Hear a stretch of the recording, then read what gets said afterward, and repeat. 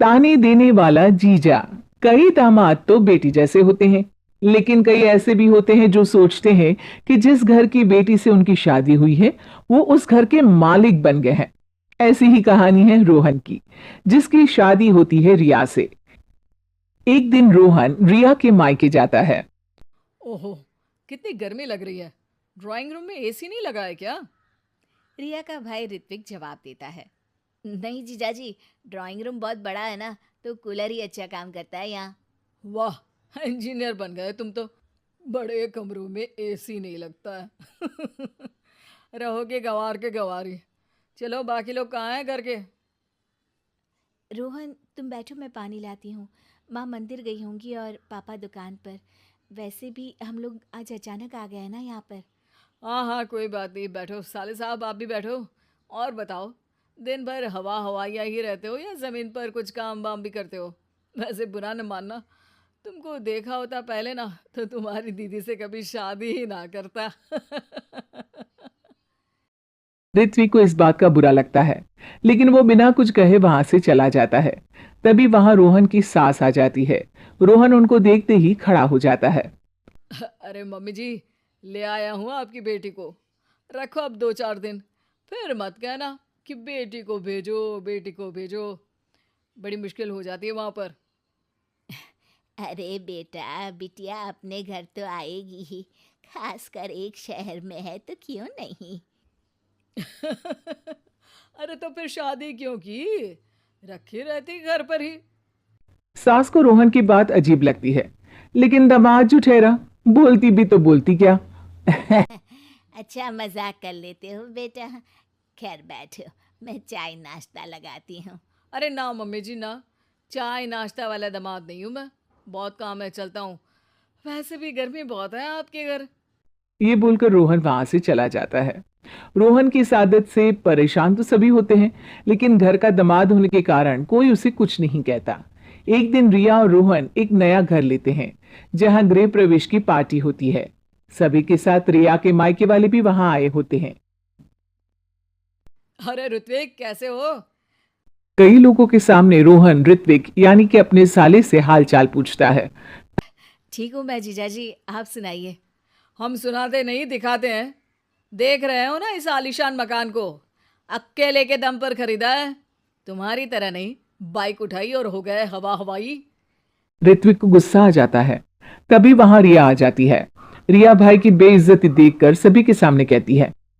मेरा भाई देश की सबसे अच्छी कॉलेज से इंजीनियरिंग कर रहा है। अभी वो छोटा भी है, जब आपकी उम्र तक आएगा तो ज़रूर इससे भी अच्छा करके दिखाएगा। ये बोलकर रिया अपने भाई को लेकर चली जाती है। दिन और साल बीतते जाते हैं और अब ऐसा दिन आता है जब रोहन की बहन राधिका की शादी होती है, एक बड़े ही संपन्न घर के प्रशांत के साथ। रोहन रिया के माता पिता से कहता है। देखा, मेरी बहन की शादी कितने बड़े घराने में हुई है। प्रशांत एक बड़ा ही सुशील और संस्कारी लड़का है, बिल्कुल मेरे जैसा। आप लोगों को भी ऋत्विक को अच्छे संस्कार देने चाहिए थे।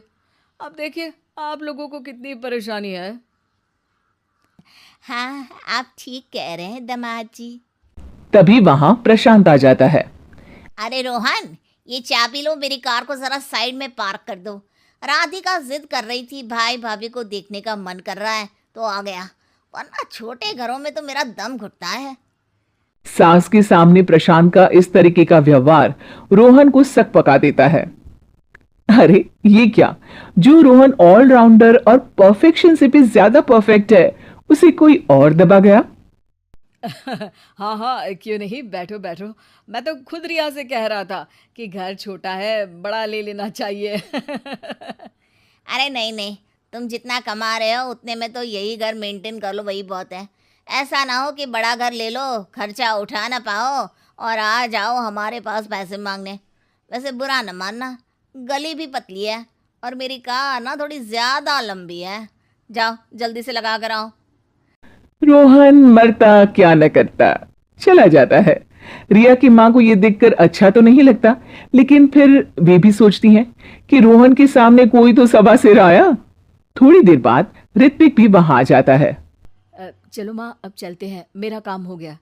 हाँ बेटा, लेकिन अभी थोड़ी देर के लिए राधिका भी आई है, सोच रही हूँ उससे मिल लूँ।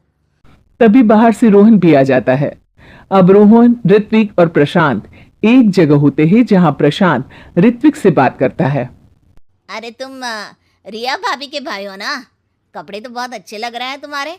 डिज़ाइनर वेयर है क्या? जी, मुझे ये डिज़ाइनर ही पसंद है। आ, वैसे पढ़ाई क्या कर रहे हो तुम? मैं वालिया कॉलेज से इंजीनियरिंग कर रहा हूँ। अरे वाह, उस कॉलेज में तो एडमिशन ही नहीं मिलता। वहाँ से निकलो तो ज़िंदगी सेट हो जाती है। बाकी एक ये है रोहन साहब, पता नहीं कौन सा कॉलेज बता रहे थे। भाई पैसे वैसे देकर तो डिग्री नहीं ले ली ना। रोहन के पैरों के नीचे से जमीन खिसक जाती है। नहीं नहीं, वो कॉलेज पास था तो इसलिए। अरे वो तो तुम्हारे चेहरे से ही दिखता है, काम काज में अनाड़ी और कामचोर, वरना इतने साल की नौकरी के बाद कहाँ पहुँचे? कहीं नहीं। ऋत्विक रोहन की बुराई सुन नहीं पाता। देखिए प्रशांत जी, आप बड़े हैं और सम्मानजनक स्थान रखते हैं, लेकिन इसका मतलब ये नहीं कि आप मेरे जीजा जी की बुराई करें, वो भी इस लेवल की। हमने अपनी बहन की शादी इनसे कराई है, तो ये बुरे और गलत कैसे हो सकते हैं? रोहन ऋत्विक की बात सुनकर आंखों में आंसू भर लेता है। रोहन, मुझे माफ़ कर दो। यही व्यवहार मैं तुम्हारे साथ भी करता आया, लेकिन फिर भी तुमने मेरे सम्मान की सोची। जीजा जी और प्रशांत जी, एक बात बताता हूँ। जिस घर में आपकी शादी होती है, वो आपको अपने जिगर का टुकड़ा देते हैं, तो उनसे तो बड़ा आपके जीवन में कोई हो ही नहीं सकता। वो आपका सम्मान करते हैं ताकि आप उनकी बेटी को प्यार और सम्मान दें।